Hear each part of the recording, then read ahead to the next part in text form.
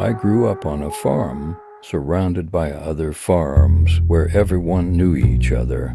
It was a quiet, rural life, and the peacefulness of the land was something we all took for granted. My grandmother and I often spent our afternoons enjoying the tranquility of the countryside, walking through the familiar roads that connected us to the neighboring farms. One afternoon, we decided to visit a neighbor who lived about 25 minutes away. It was a simple walk, something we both enjoy as we liked to explore the landscape and catch up with each other. The warm sunlight bathed the fields as we walked, and the air was fresh and calm, with nothing but the distant sounds of birds and the rustle of leaves. The walk was something we did regularly, but that day it felt different. The sun began to set, and we lost track of time, talking and enjoying the peaceful surroundings. Before we knew it, the sky had darkened, and we realized we had stayed longer than we should have. We quickly gathered our things and began preparing to head back, but there was a strange feeling in the air. It was getting dark, and though I wasn't particularly afraid, a nagging sense of unease crept up on me. We hadn't brought any lights, only the dim glow of the moon beginning to rise in the sky. Little did we know, the night was about to reveal something we couldn't explain. As we began our walk back, the night had fully settled in. The only light we had was the pale glow of the moon, casting long shadows over the road. The darkness around us felt oppressive, and my fear of the night started to creep in. I held tightly to my grandmother's arm, trying to reassure myself that everything was fine, but deep down, I couldn't shake the uneasy feeling that something wasn't quite right. The road was deserted, with nothing but the sound of our footsteps breaking the silence. My grandmother walked confidently, but I was much more aware of every noise, every movement in the dark. We had no lanterns or any source of light, and the further we went, the darker the path seemed to get. I tried to focus on the sound of our footsteps to calm my nerves, but it wasn't enough to quiet the growing dread.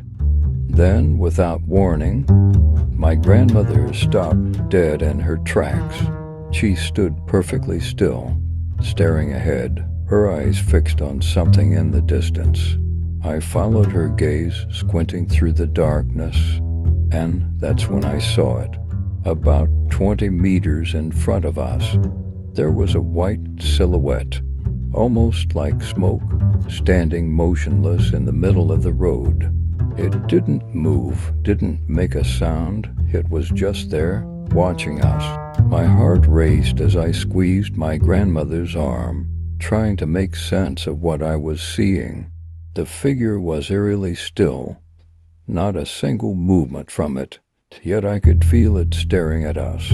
My grandmother remained silent, her grip on my arm tightening, but she said nothing.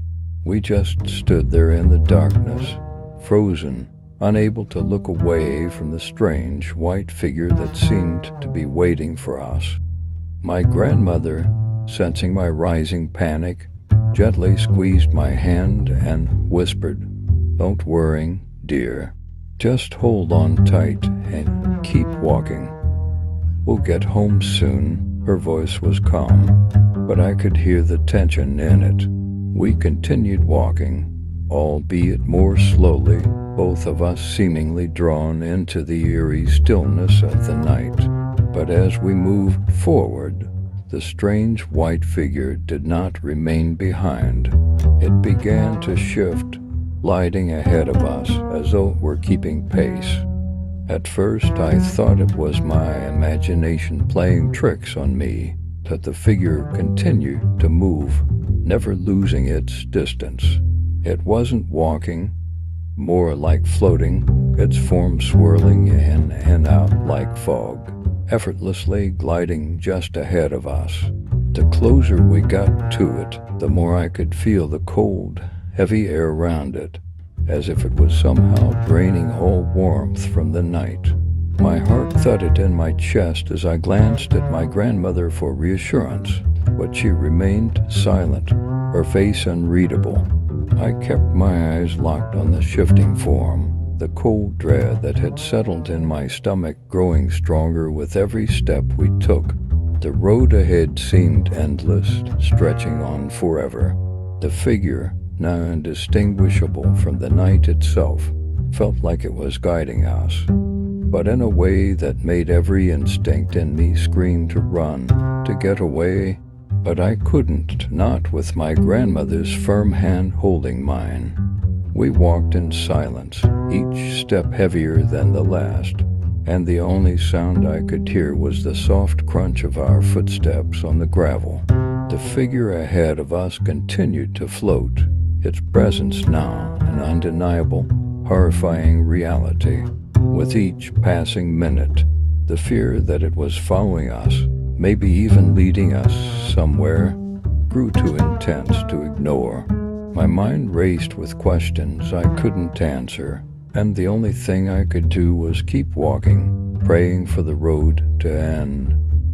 After what felt like an eternity, we finally reached a crossroads along the path. The familiar terrain of the farm had seemed so different in the dark, with the looming trees casting long, twisted shadows across the road. As we neared the intersection, the figure ahead of us, the unsettling, swirling white mist, remained just out of reach. But as we stepped closer to the crossroads, something changed. Without any warning, the figure simply vanished, as if it had never been there at all. My heart pounded in my chest, and I froze for a moment, straining to see if it would reappear. But there was nothing. The empty road stretched out in front of us, quiet and still, and the silence felt even heavier now. My grandmother, who had remained eerily calm up until then, suddenly gripped my arm tightly. Her fingers dug into my skin, and I could feel the tension radiating off of her. Without saying a word, she urged me forward, her voice now sharp and urgent. "Come on, let's move faster." The fear I had been trying to suppress now overwhelmed me.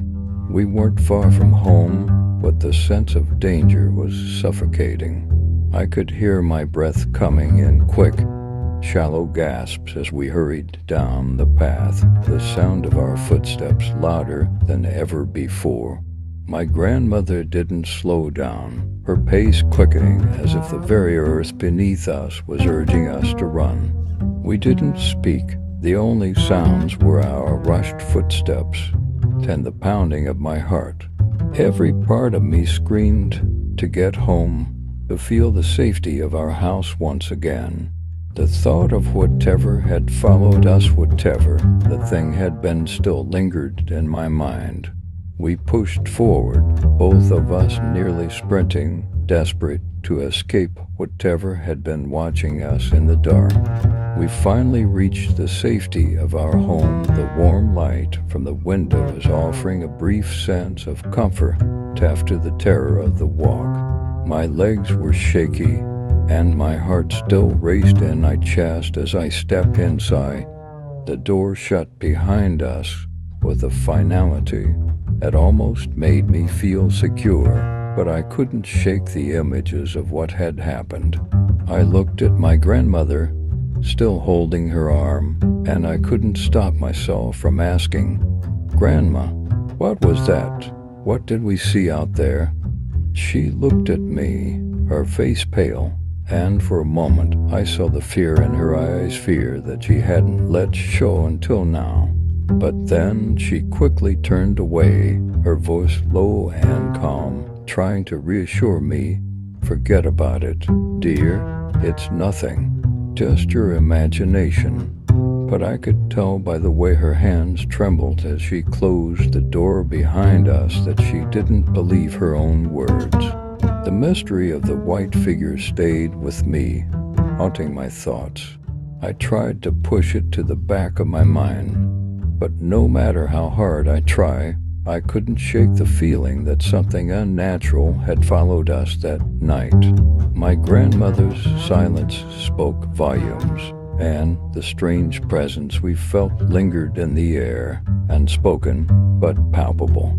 For days I couldn't stop thinking about what had happened. The image of that mist-like figure moving ahead of us, watching us from the shadows, never left my mind, and even though I was home, safe within the walls of our house, I felt like something was still out there waiting, following, and maybe, just maybe, still watching.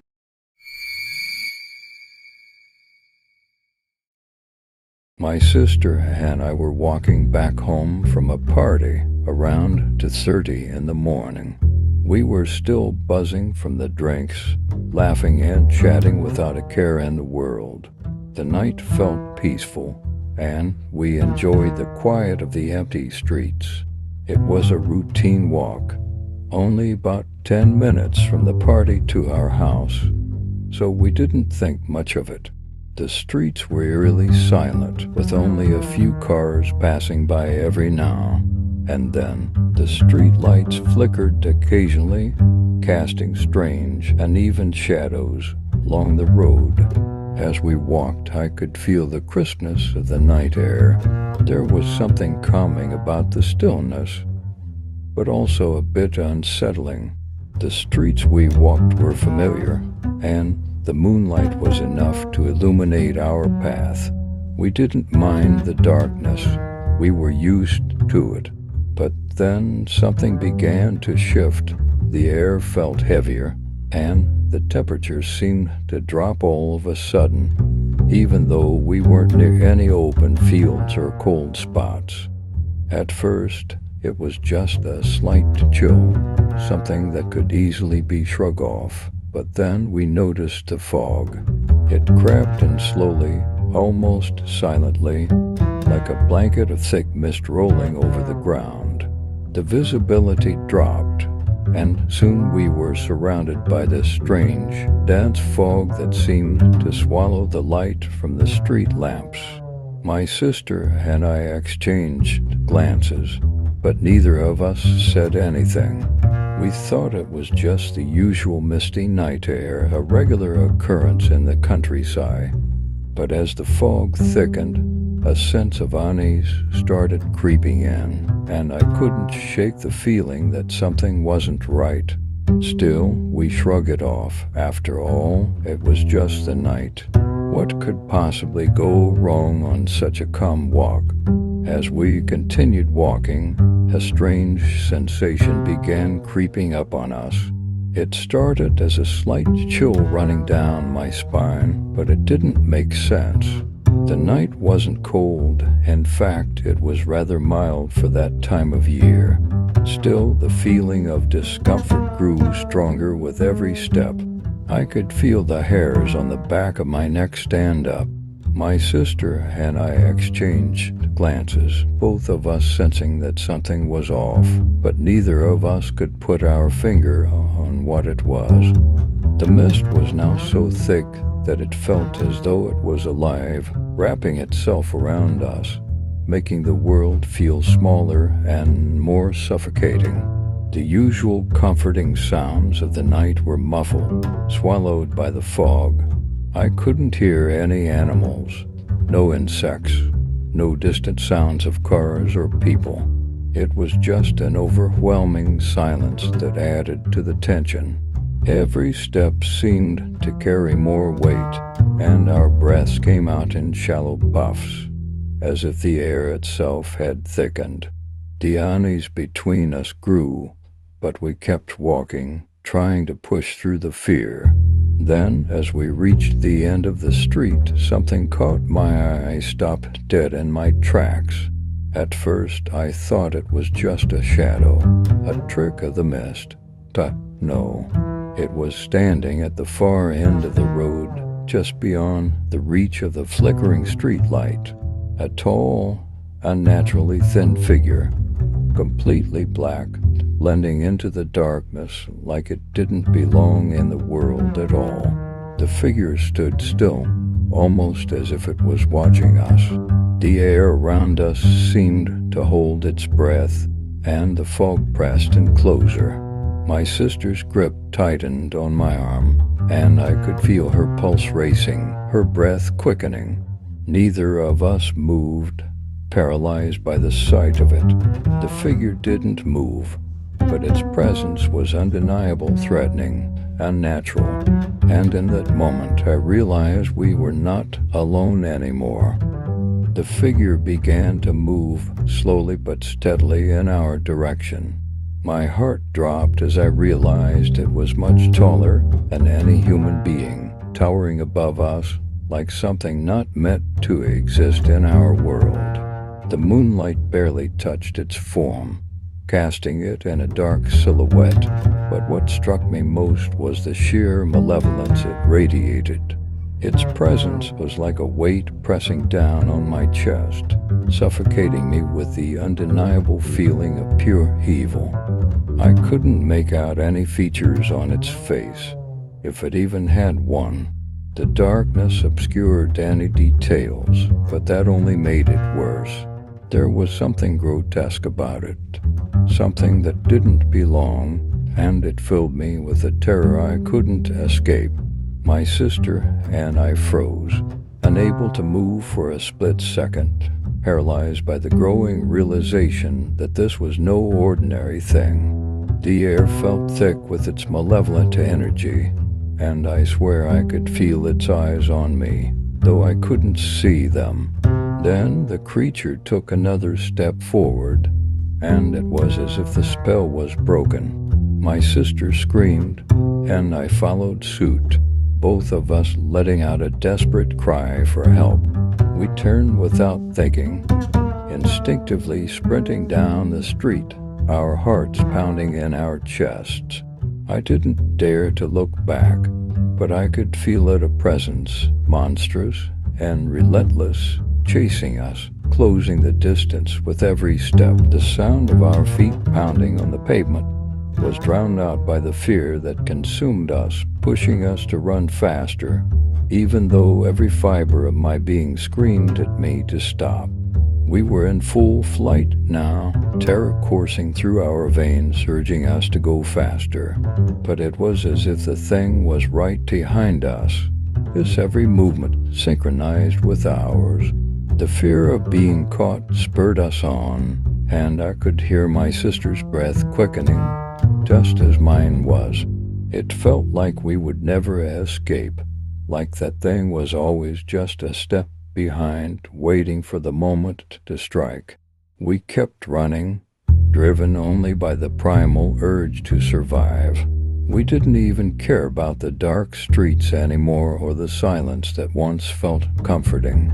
All that mattered was getting to safety, getting somewhere, anywhere, where that thing couldn't reach us. We screamed for help, but the empty streets swallowed our cries. Every step we took felt heavier, as if the creature was gaining on us with every breath. My heart raced, my legs burned, but I pushed myself harder, pulling my sister along. Then, through the panic, I saw at my aunt's house, just a few houses down. It felt like a beacon of safety in the middle of a nightmare. We ran toward the door, frantically banging on it with all the strength we had left. We didn't even wait for an answer. We just bounded, desperate, pleading for someone to open before it was too late. The sound of footsteps behind us, so unnatural, sent a new wave of terror through me. Finally, the door creaked open, and we didn't hesitate. We threw ourselves inside, slamming the door shut behind us with a force that shook the frame. My aunt, startled and confused, stood there, frozen for a moment, but we didn't care. We locked the door with trembling hands and pressed our backs against it, gasping for air. The sound of our heavy breathing filled the room, but the pounding of our hearts was louder, drowning out everything else. "What's going on? What's happening?" my aunt asked, her voice shaky with concern, but we couldn't answer right away. Still trying to catch our breath, we looked at each other, too afraid to speak, but knowing we had to explain. Finally, my sister managed to say, her voice quivering, "There's something out there, something chasing us." We couldn't even explain what it was. How could we? What could we say that would make any sense? We only knew one thing. We were alive, but that thing was still out there. As we huddled together, still trembling, my aunt's face shifted from confusion to a deep and settling concern. She had a look in her eyes that I hadn't seen before, one that made my stomach churn. It was clear she knew more than she was letting on. Finally, after a long pause, she spoke in a hushed tone, as if afraid of even saying the words aloud. "There's something you girls don't know about these streets," she said, her voice barely above a whisper. "There's an old legend around here, one that's been passed down for generations. People talk about it, but they don't say much. They call it the corpo secco, the dry body." My heart sank as she continued. "It's a dark creature, an evil spirit, something that stalks the streets at night. It's said to hunt those who walk alone, feeding off fear, and once it starts chasing, there's no escape." My aunt's face grew even more serious as she looked at us, her eyes wide with fear. "You should never go out alone after dark, not in these streets. It's not just the cold or the fog that makes this place dangerous. The corpo secco can appear at any time, and once it does, nothing will save you." Her warning sent a chill through me, but I knew deep down that we couldn't ignore it. That thing we saw, whatever it was, wasn't some figment of our imagination. We sat in silence, each of us trying to process what we had just learned, but the terror of what had happened was still fresh in my mind. I couldn't stop thinking about that thing chasing us. My heart ached with the fear of it, and yet there was nothing I could do to shake the feeling that, from now on, nothing would ever feel the same. We were never going to walk these streets without looking over our shoulders again.